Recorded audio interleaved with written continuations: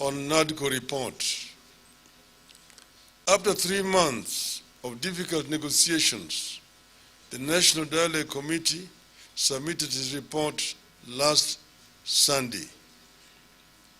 As we all recall, the talks were preceded by a stolen election, sweat, tears, police brutality and death, amid a steep rise in the cost of living, which has only got worse as the talks were being concluded.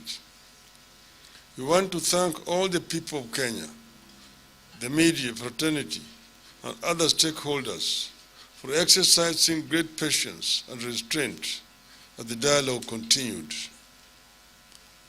I thank the members from both sides of the talks for their commitment and dedication to national duty.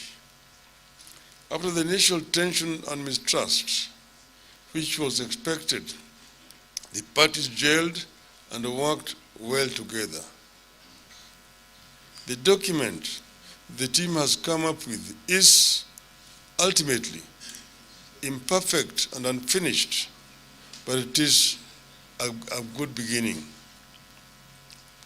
We have agreed to disagree on the most important matter to us.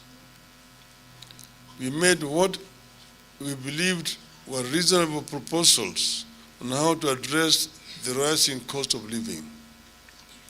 But the government side flatly refused, terming it their exclusive business and further arguing that they got the mandate of Kenyans to execute their Kenya Kwanza economic agenda. We will be engaging Kenyans further in the coming weeks as we must, because the pain of the cost of living is really unbearable. In the coming weeks, the majority of Kenyans will be carrying the burden of increased school fees besides the many crises in the education sector. Be that as it may, we have come this far because of a commitment to constructive engagement and positive energy and sacrifice for the sake of our beloved country, Kenya. We realize that Kenya Kwanza cannot touch cost of living because it anchors the massive corruption that has returned to the country. We made it clear that we completely disagree with the government on the matter of cost of living. We made it clear that we will support the document ensuing from the talks, but we will treat the hard line on the cost of living at the beginning of another phase of this struggle.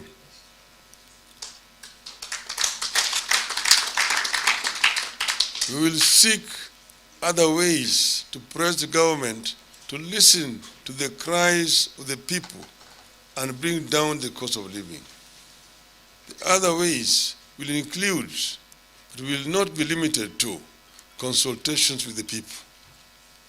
At all times, we will retain the right to call on the people to take steps that we deem necessary to force the government to lower the cost of living.